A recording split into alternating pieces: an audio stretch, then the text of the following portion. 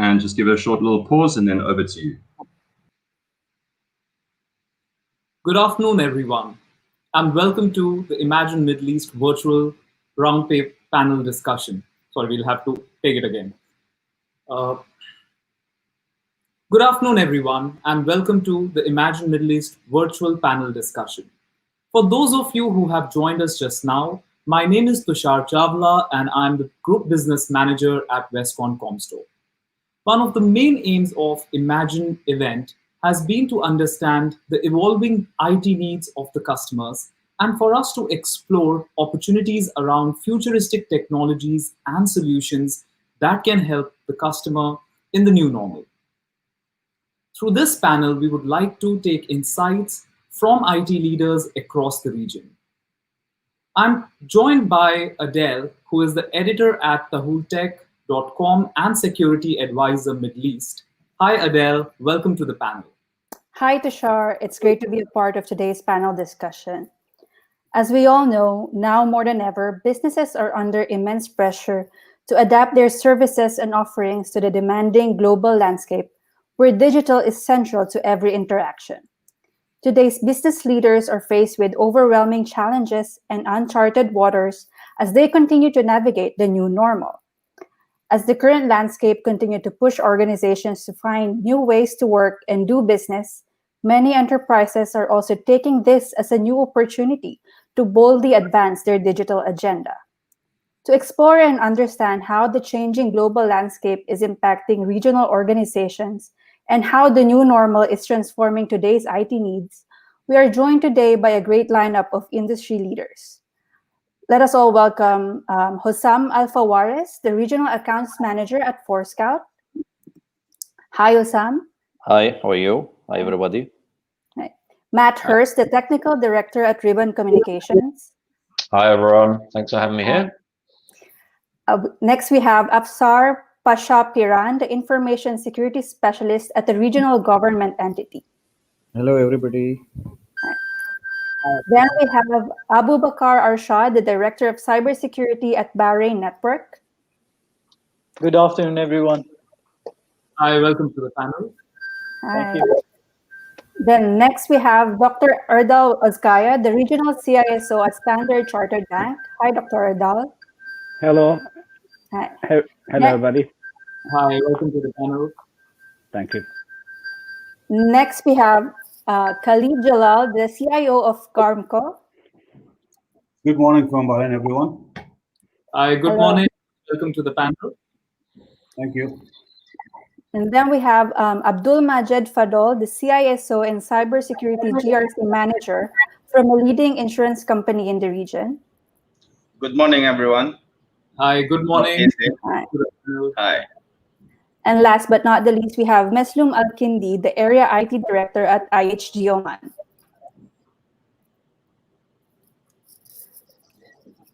Welcome, everyone.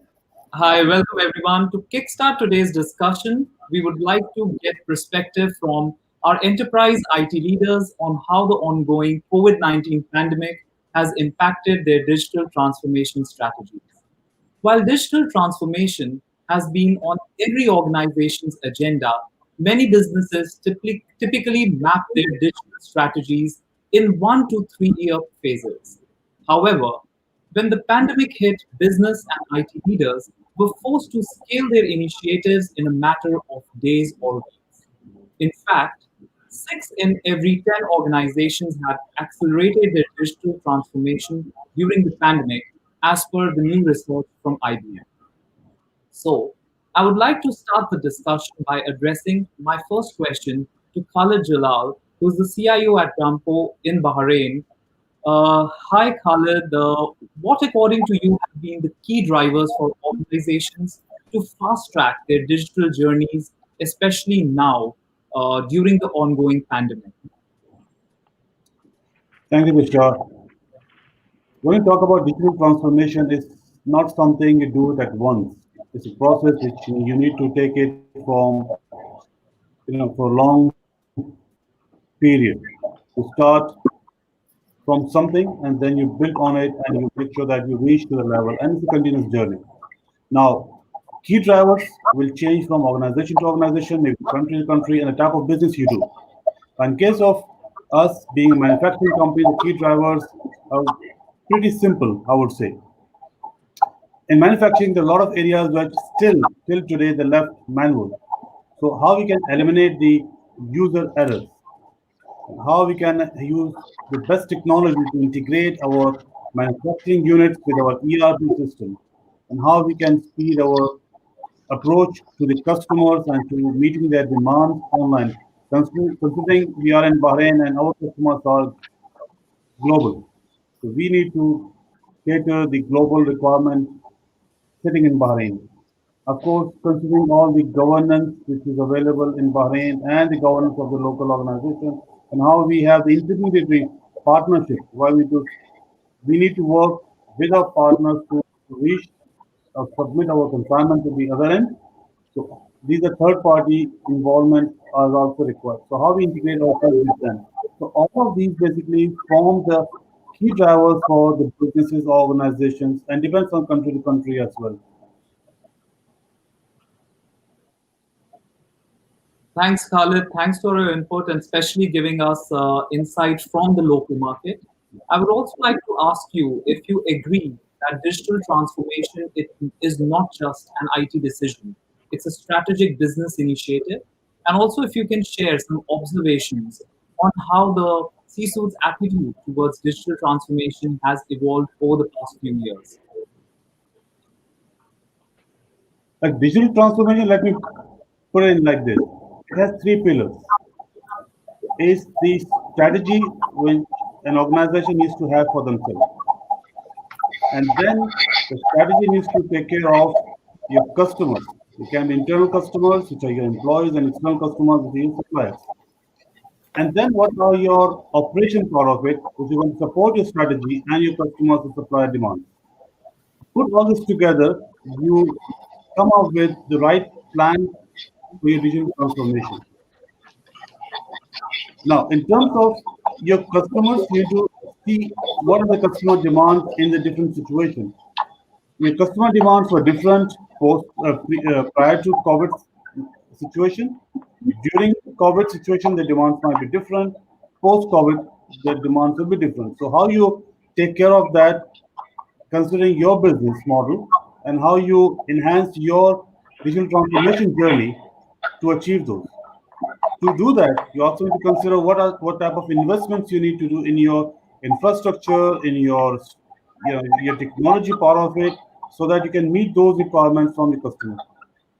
So for them, the advice is make sure you have the right strategy, and the strategy is in line with the requirements of your customers, and you have the right technologies in terms of the infrastructure and the softwares available, so that you can meet and have a bridge between them.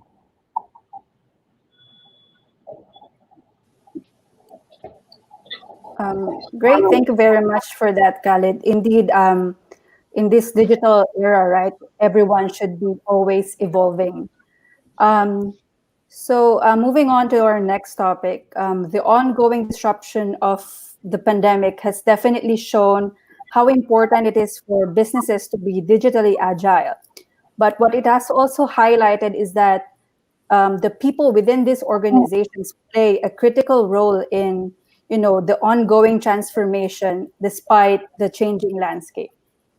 In fact, a recent industry study has highlighted that 92% of IT leaders or business leaders are saying that the pandemic has made them rethink how they work. And 87% of employees within them are saying that their company has created better ways of working since the crisis began.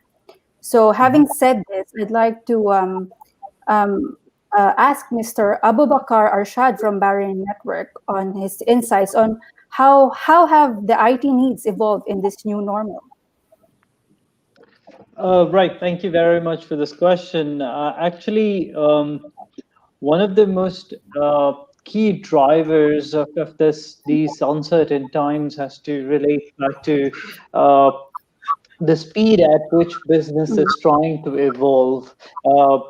Something that was considered close to being a luxury up until a couple of months ago is now an absolute necessity. It has changed the way we interact. It's really defined the new norm. I mean, having a conference such as this, say, for example, having a conversation sitting remotely from different parts of the world was just an exceptional scenario several months ago. But now this is something that we've adapted to. And one of the key elements of this is that we might not return to the old state. We may find a new paradigm shift in terms of technology. And in that context, information technology and the new innovations have to keep up with these changes. And one of the most important aspects of this change is to ensure that the end business users, their expectations and their requirements are met adequately, and it's no easy job for IT to keep up with this requirements. And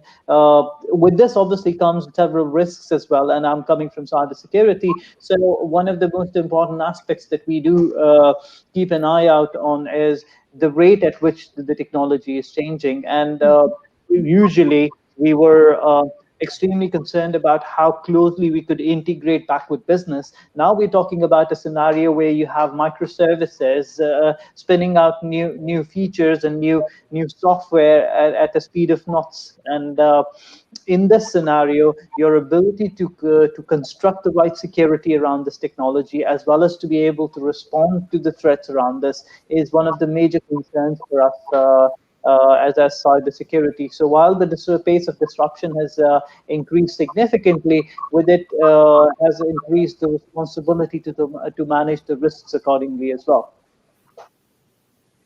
Oh, great. Thank you so much for that, Abu Bakar. Yeah, definitely. I think many people are kind of predicting that this will be the way forward. I'd like to ask Mr. Abdul Majed, is that the same viewpoint that you have from the insurance sector? Do you think that this new way of working, or at least a hybrid version of it, will be the way forward in terms of the workforce? Thank you. Thank you, Adil. Thank you for your question. Actually, I'm certain that the things will be changed, because we noticed that after the COVID-19, even the lives of people being changed. And for example, when you look at the street, you see all the people wearing a mask, and it will be for long, maybe for years. We don't know till we get the vaccine. So we know exactly what is the situation is going. So for certain that when it happened, it comes like a curfew in our side, and the company, like 90%, they are working from home, and the critical positions only they are allowed to have a permission even from the government to enter the offices. So this is the way now the things will be maybe changed, and even the organization will think for a new way, like adapting to be digitally transformed, to adapt a lot of job, and maybe even from home it will be more practical for them for cost saving, and also they get more benefit of when you are working from home. There is no time limit, not like from 8 to 8 hours that you have to work. So for definite, even the IT, they should look at the main purpose. Their focus should be on the capacity management, because they will face a new way of challenge that maybe they will resume this way. So they have to check for their bandwidth, for their remote access, also for CISOs to be triggered that new dangers will come because of pandemic and the corona. So they have to focus on the remote devices and well known at these dangers and these threats. This will be for definite. The game will be changed, and this is what I am thinking of that. And we already faced this before, and we don't know now. We are hearing about there is maybe a new wave of corona attack. Maybe it could be more aggressive than the one we don't know. So this is also have to be in the agenda to look at it. And the best way is to learn from the lessons that been already faced before the first wave.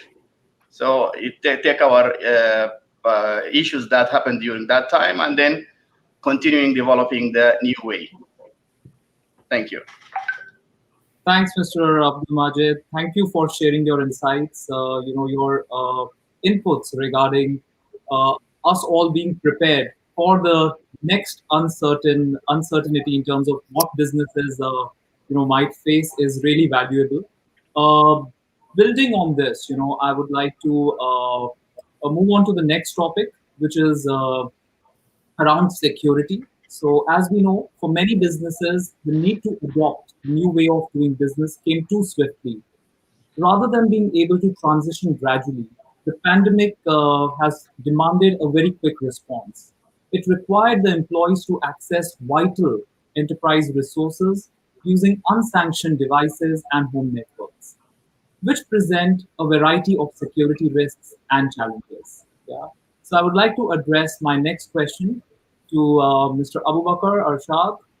If you can elaborate on some of the biggest security concerns that organizations face as they adopt to the new normal. Right.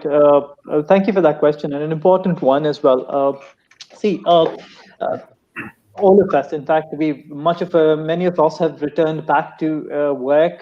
Still, we have a significant number of people who are working from home at the moment, which really does expand the threat surface, and it creates a new environment or a new perimeter boundary for the organization. And as this trend along with the cloud transformation, is really accelerating the risks, the risk surface as well for organizations.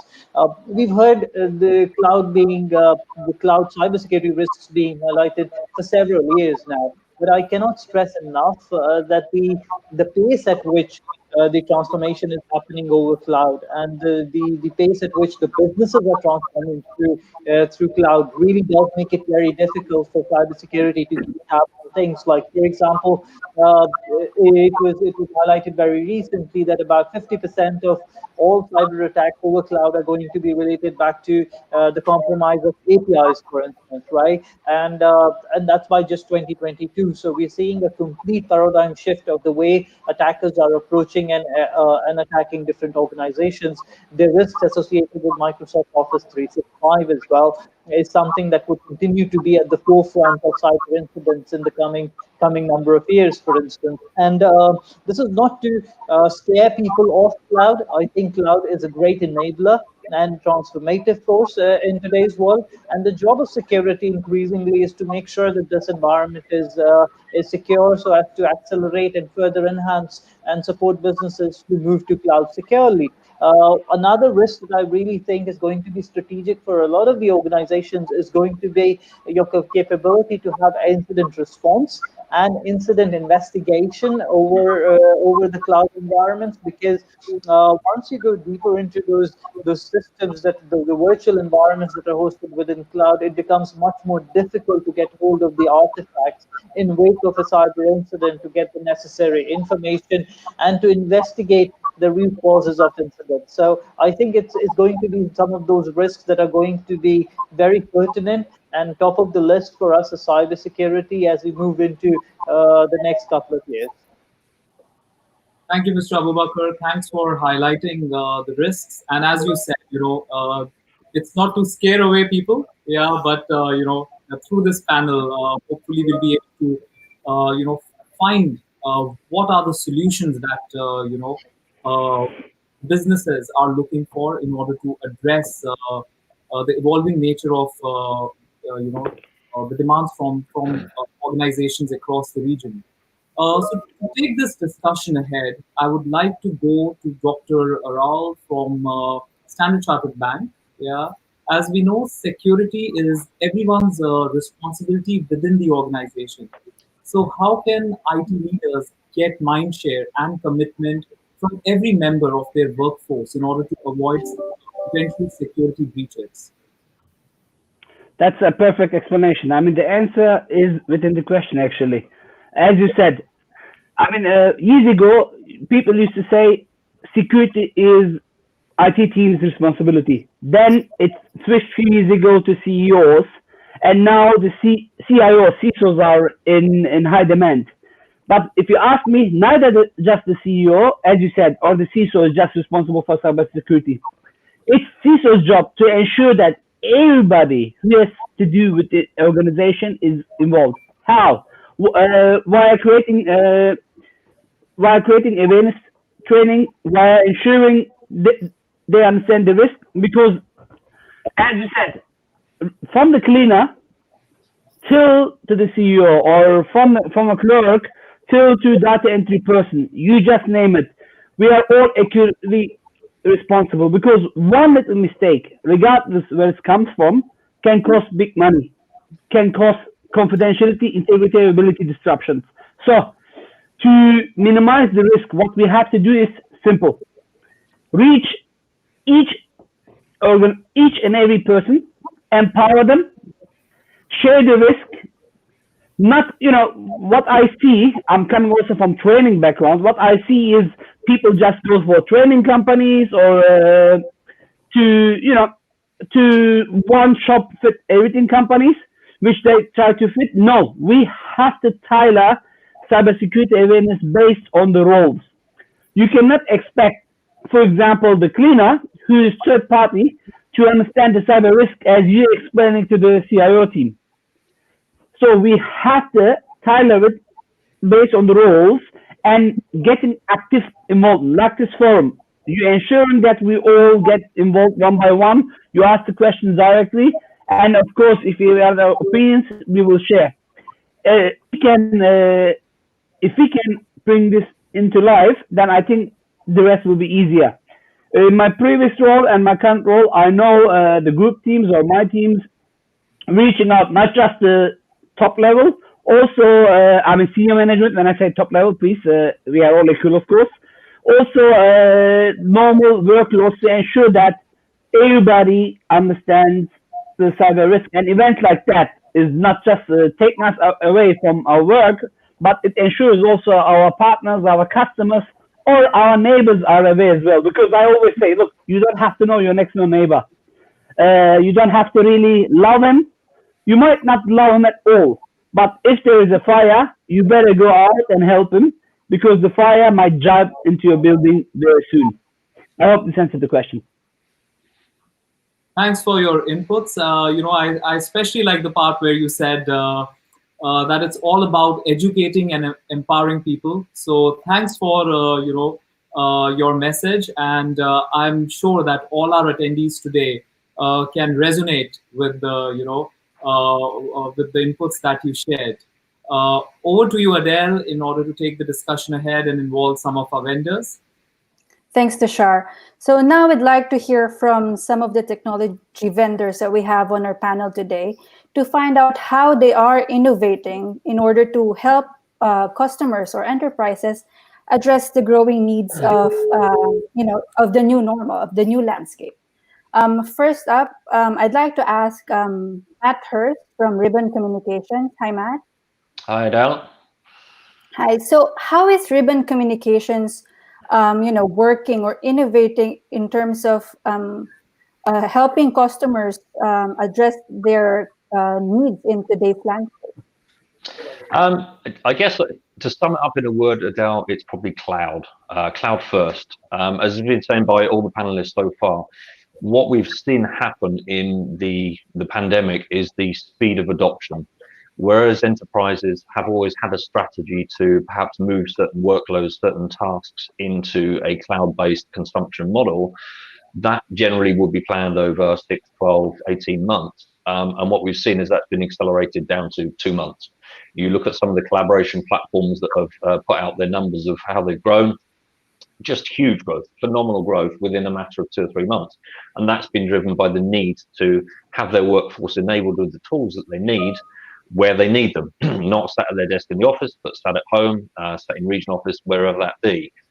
So I think what we've been focusing on at Ribbon is how can we extend that flexibility into a cloud first and give the option to the enterprises that they can consume and they can connect their employees no matter where they are.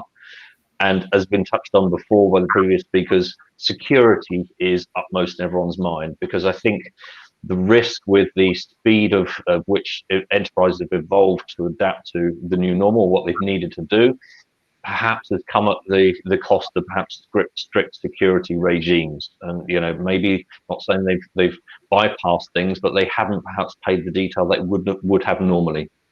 So what we've done at Ribbon is really to help drive that security, that analytics, that zero trust model in terms of, you're no longer in a walled garden in tight IT security land. People are out in different locations. They may be using their own devices that don't have relevant security patches on. So you have to evolve to that and offer a flexible solution for our enterprises. Thanks for that, Matt. Yes, and yeah, like you said, cloud has definitely changed the game for many enterprises today. However, like say 2 to 5 years from now, what do you think will be the next cloud, or what do you think will be the next game-changing technology that will transform the way enterprises communicate and collaborate and innovate? So we're starting to see it already, and I think that's the way that enterprises are consuming services, because obviously another big driver for this behavior with enterprises is cost. Because the future for certain enterprises is maybe a little uncertain at the moment. They're not sure, so they want to control their costs. So again, where we would typically see someone make a big capital expenditure and a big project, they're now wanting to consume the applications from the cloud as they use them. So Ribbon's roadmap is all around helping enterprises and our partners to deliver that to their customers. So the customers consume a service, and everything is, you hear the term, as a service. And there are many big players out there offering different collaboration platforms. And then we also have lots of different applications to do with CRM systems, but they're all on a pay-as-you-go model. So I think that's the next big game changer, and it's starting to happen now, Del. So enterprises are consuming in a different way.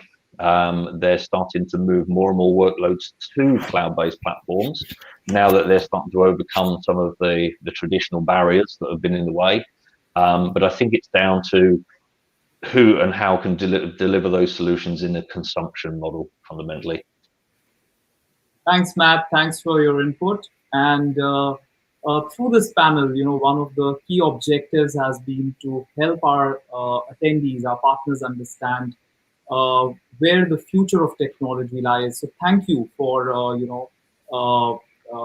highlighting that through your inputs, how the consumption models are changing and how our entire IT industry needs to adapt. Yeah, and I would like to now involve our next vendor who's on the panel, which is Forescout Technologies.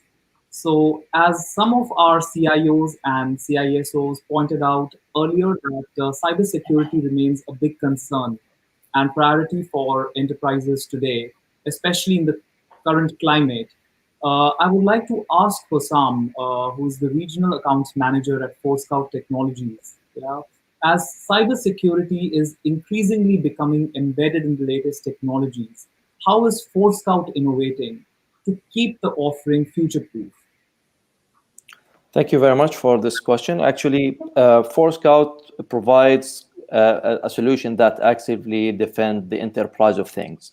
So previously we had IT, IoT, OT. Now we call it enterprise of things as a terminology for all of anything connected to the enterprise network. So we provide a zero trust platform for network access control, IoT security, network segmentation, OT security as well, all in a single pane of glass. So it's a one system that controls all and secure all of the endpoints. So through this extended enterprise, what we mean by extended enterprise is that we protect the IT, the OT, and the cloud as well, in order to comply, with asset inventory, device compliance, and security orchestration. So what we do, we enable our customers to identify everything in their enterprise of things and auto-create update groups based on device classification and business context. So the platform is really rich, that can also do a network segmentation that can segment all enterprise assets from cloud to edge. So across converging IT, IoT, OT environments, okay, within OT networks as well. So they can enforce compliance, reduce risk, and control the attack surface, mitigating security operations, and of course, minimizing the breach impact. This is the main. Thanks, Osam.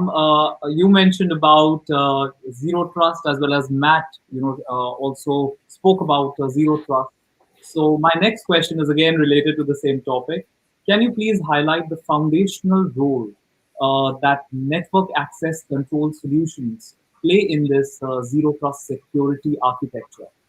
Correct. So it's everybody knows that you cannot protect what you cannot see. So the first thing Forescout does is that discover everything on the network. So we have our platform called iSight that continuously discover, classify, and security assess those devices without an agent and without any business disruption. The second piece of our platform is the network access control. So we have introduced a strong NAC functionality named iControl, which enforces and automates control actions for enterprise of things across, of course, heterogeneous networks.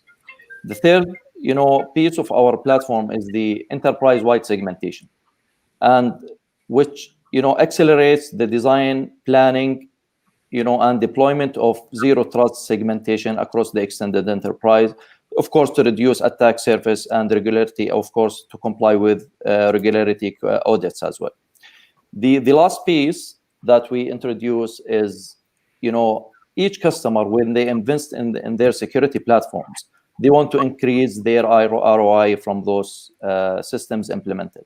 So our customers can extend value by implementing our iExtend modules in order to increase and enhance the IT investment. So with iExtend, they can share the context between Forescout platform and other IT security products to automate policy enforcement across different solutions, and of course accelerate enterprise-wide response in order to mitigate risk.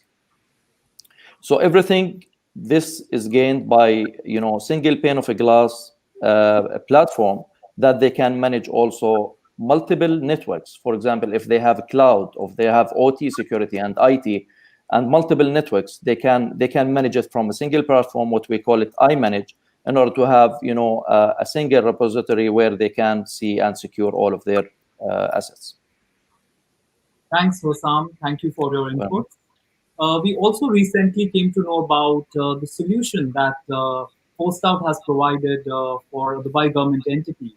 And since we have Afsar Pasha, who is an information security specialist there with us in the panel, so I would like to ask a few questions. Yeah. So, hi, Afsar, if you can tell us about the issues that the IT department was facing before the implementation of the Forescout solution.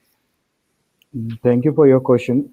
So basically, we being one of the largest entities having multiple sites and having multiple locations, one of the main issue what we used to encounter is the visibility of our network. What devices are connected, how trusted they are, do we know the devices connected, and what actions can be taken. So whenever we need to go to the operations and the other related teams, we used to get half information, which never used to provide us any accurate information. So based on that, which delayed our work, and it had multiple, we had used multiple technologies, still our results were not effective. So the main challenge what we face is about the visibility to the network. And if you can also highlight how it was impacting, the overall organization, especially the IT department. Okay. So basically, I am being from the security background. One of the challenges is when we're investigating for an incident or for any information related, is basically identify the source of the attack. So now if we don't have any information related to this, we are lacked in manual processes, not having a visibility to the information, and we are not able to take action on timely manner. So if you, time is the essence in the case of an incident. So the earlier you get to identify the attack machine or the source where we can take an action. So unfortunately, these were manual processes, coordinating with multiple teams, getting the information as required, and this basically reduced our risks, increased our risk, and reduced our compliance with the compliance requirements. So these are the key challenges which we are facing at that time. Thanks for highlighting the challenges. Now, if you can also talk about what were the required capabilities that you were looking for in the right solution. Okay, so first thing is when I'm talking about is basically if you check up any standards, any compliance requirements is basically your asset management or know your devices or know your systems. So this is one of the challenges which we are being addressed is basically to identify, I have a full visibility to my network, which device is connected. Based on that, I need to classify them to identify which information, which are trusted, which I can trust, and which I can be able to put it on monitoring controls. Say, for example, I may be having an outdated machine, which is a big risk to the organization if you're connected, and I have unauthorized machines. So we need to have a proper classifications. We being an entity where we have OT machines being connected, and we have IT machines and people bringing their devices without authorizations. So this classification is the key factor for us. So basically, we need to identify, classify. Based on that, we need to start taking action. Whether should I allow this to access a specific area of the network or to give a full access. Based on this, which it basically facilitate us for a solution which we can take decision based on the classification. Thanks for sharing that. And my final question to you, is around if you can share how the Four Scout solution, how it helped and what happened after the solution was implemented. Okay. So basically, we had a multiple vendors evaluation as our internal process to identify which can meet our the requirements the most.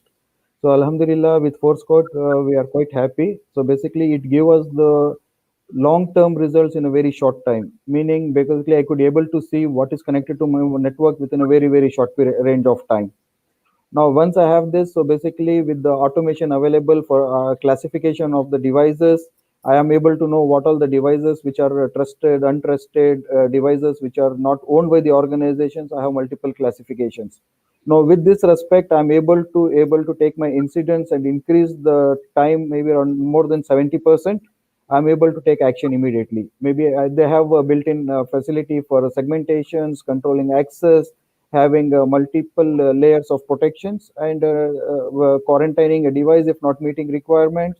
So all those challenges were addressed, and Alhamdulillah, we are able to increase our compliance from the network access point of view. Now, the another challenge what we are facing right now is the people coming from pandemic coming back to the from home to back to the offices. Now, this is a new challenge where the devices are not updated, having maybe malicious content available on the machines. Now we need to have a baseline security defined so that those people are cleaned before they join to the network. So with this quarantining and having a network segmentation at different layers, we are able to make sure that the machines which are connected to the network are clean and they are trusted. Thank you for your inputs. It's been a pleasure for us to hear from all the IT leaders across the region on what they feel, are the biggest challenges and what they feel are the upcoming trends, and for the vendors to join us as well, and share what solutions they are working towards to support the evolving needs of the customers. Yeah. To close the discussion, I would like to ask each one of you to give one piece of advice that you can give to the IT leaders, yeah, who are listening to us today, and just share that advice on how they can successfully thrive and remain resilient as we all navigate this new normal. Yeah, so if we can start with Dr. Ardal, yes, over to you. If you can share one piece of advice, and then if we can go around in the panel. Dr. Ardal, you are on mute, so if you can unmute yourself. All right. Sorry, thank you for that. I'm going to give this advice, which we give in COVID. Wear your mask, keep your social distance, have your hand sanitizer. Please, this applies to cybersecurity as well. Please think before you click. Keep your distance. Please ensure you have the endpoint and as well as the forefront protections, as the vendors mentioned. This is the having your hand sanitizers. Please ensure you read, you attend, you share anything suspicious. Do not be ashamed to share with the security team, because the little information that you might think is not useful can help the organization from being hacked. Thank you very much for the opportunity, and I'm looking forward to see you all in the next future events. Thank you very much, TPI and the vendors. Thank you, Dr. Arul. If we can now move to Mr. Khalid, if you can also share that one advice you would like to give to IT leaders. Am I audible now? Yes, you are. Thank you, Mr. Tushar. The advice is what you do is continue doing that. What I mean by that, all the organizations, they have the business continuity plan. So my advice to them is review your business continuity plan and see what has worked for you and what has not worked for you, and build on top of it. Now, some of the organizations, they have gone to the next level. We have the industry certification like the ISO 27001, and which is a good platform to check your systems, your controls in place. So revisit them again with a fresh eye, fresh view. So, and identify what again has not worked for you and how you can improve them. And this is a time where the CFOs are very friendly with CIOs. Earlier, before the COVID, it was a bit difficult to get all the budgets approved, but now to keep the wheel rolling, the CFOs are also supporting CIOs in terms of the investments where possible. So take the advantage of that, make them good friends of you, what's going to help you. And whatever we have developed recently or implemented recently are good enough to take us for the future. But what about the legacy system? Focus on the legacy system. Make sure they are, uh, taken care in a way that they can help you for your future similar events. They are all upgraded. And last but not the least is your key members. Make sure they're properly trained, invest on them, empower them, so they are your warriors for coming similar situations. That's my advice to Thank you, Mr. everyone. And back to Khalid. you, That Tushar. was very wonderful advice. Thank you for joining us today. I would now move to Afsar. Yeah, Afsar, you spoke a lot about and you shared insights about the Port Cloud solution and how it has helped the Dubai government, entity that you work for. If you can give one piece of advice to everyone, how they can work in this new normal. See, the one advice is basically security is everyone's responsibility. This is has to be adopted as a responsibility, and any malicious or anything, as the doctor was saying, think before click, and report this to immediately to the security team. This is how we can secure, because humans are the most weakest factors, and those are the most targeted ones. See, technology, we can put n number of technologies to protect ourselves, but we cannot patch or upgrade a human. We can do it only with proper awareness and taking the ownership. So it's not only the organization, it is for your personal benefit, because today's world, everything is online. You do your online shopping, buying your groceries, to your banking and everything. The more aware you are, or more secure you are. That's the only advice I have. That's actually great advice, sir. Thank you for joining us. And over to you, Matt. Please share that one advice that you have for our attendees today. Yeah, thanks, Tushar. I think the advice I'd have is don't be afraid of the cloud, and don't be afraid about moving workloads into cloud UC, UCAS solutions, cloud CRM systems, but treat it as a migrationary journey. Pay particular attention to the security as you decide to move a particular work to a cloud consumption. But do it on a migrationary basis. But the cloud is nothing to be afraid of. You just need to make sure that you talk to your trusted advisors and take the right advice on that journey. Thank you, Matt. Thanks for the advice. And finally, over to you, Hossam. Yeah, that one piece of advice that you would like to share. Sure, definitely. So if we watch the trends these days about, specifically after the pandemic, so everybody are low on resources, they don't work in full capacity. So what I recommend, or the advice I'm providing, is to consider security orchestration. So getting the max out of your systems by increasing the ROI and, make those systems respond on behalf of humans is really crucial for CISOs and CIOs these days. Thank you, Hossam. Very insightful advice from all of you. Yeah, and it's been a pleasure. It's been a pleasure to hear from senior IT leaders across the region, across the Middle East region, and the vendors to share their perspective on how organizations can navigate through this new normal. Once again, a big thanks to all of you for joining us today, and a special thanks to my co-host Adele, yeah, Thank for you. helping me co-host this session. Thank you, everyone. Thanks a lot. Thank you. Bye-bye. Thank you very much. Thanks, everyone. Take care and stay safe. Yeah. Thank you.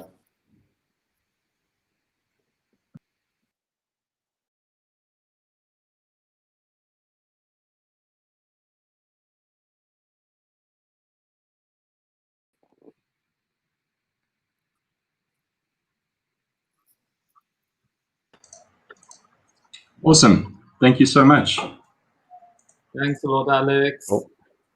Matt, thank you for your No time. worries. No worries. I hope you liked the panel. Yeah, it was good. Yeah, it was a good session. Yeah, very good. Thank you. Thank you, Mr. Abdul Majid. I didn't know you were with us because your camera was off. Otherwise, I would have asked you to share your piece of advice with us. Yeah.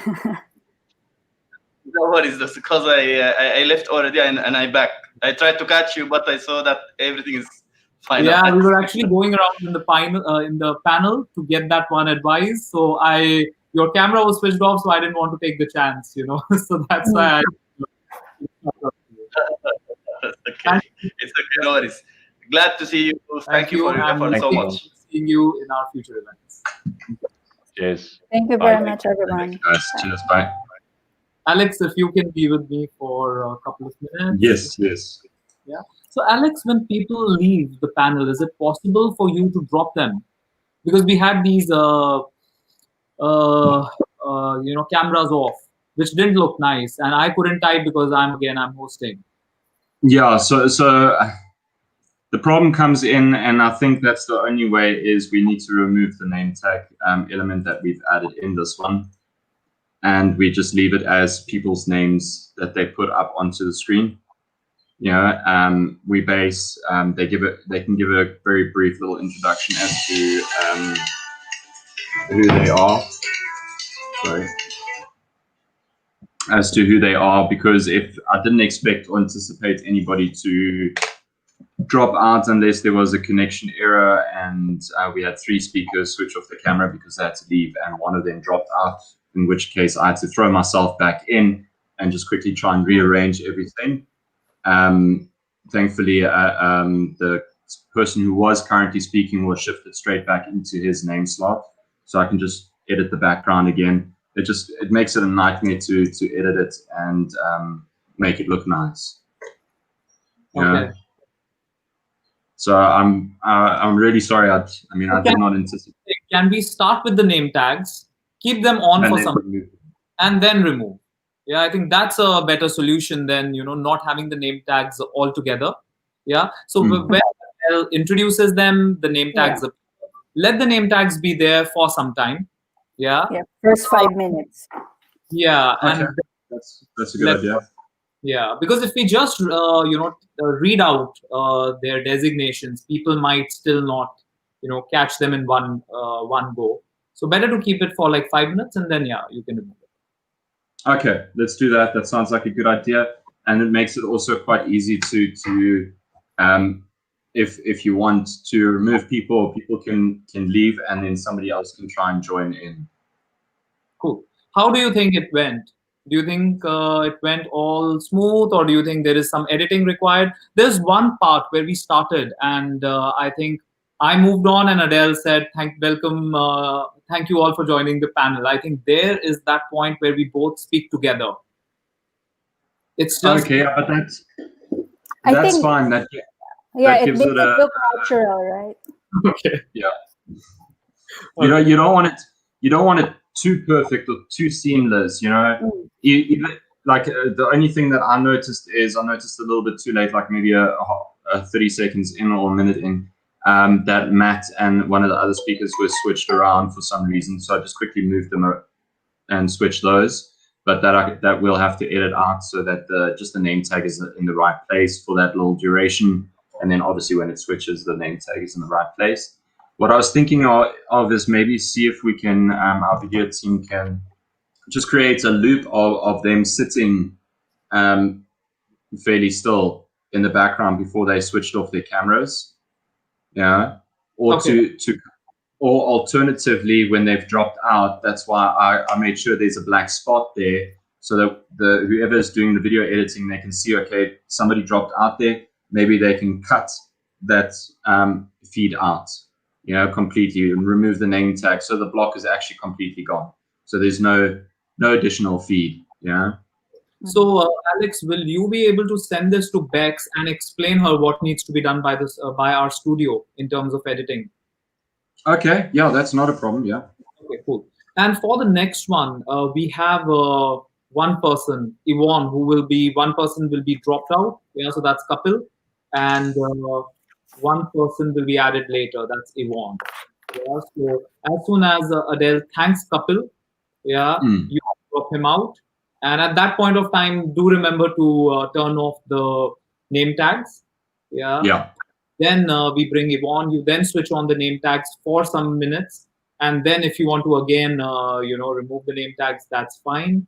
The other thing is, I think we should request everybody that see. Anyways, I don't think we are utilizing the entire hour. Yeah, it should get over in, let's say, 30 to 40 minutes. Yeah. Yeah. We should tell everybody when they join itself that please don't turn off your camera. Yeah, we'll try to make it as short as possible. Yeah, but it doesn't look good, if you turn off your camera halfway through the session. Yeah, no, it's preferable. I just did not know, like, with people saying they have to leave. The best thing I could do was ask them to just, if they need to leave and they've got a meeting call or something, if they can just leave their camera on. Just switch the camera off and their mic off. Otherwise, it's going to reshift all the positions in the studio. So obviously now with removing the name tags afterwards, I think it's a lot better. Okay, cool. So I'll see you guys in a couple of minutes then. Yeah. How much time do we have? So in about half an hour. We have half an hour. Yeah. Just message me if there are any more changes in the script, Tushar, or Sure. give me a call. Yeah. But Thanks, overall, Alex. you think it went like the flow, everything was good, or is there any adaptation we should do to the next one? No, definitely. It was good. I feel like it was good. The only thing, I know we're being mindful of the time, of course, but I think at one point Dr. Adele was kind of like really trying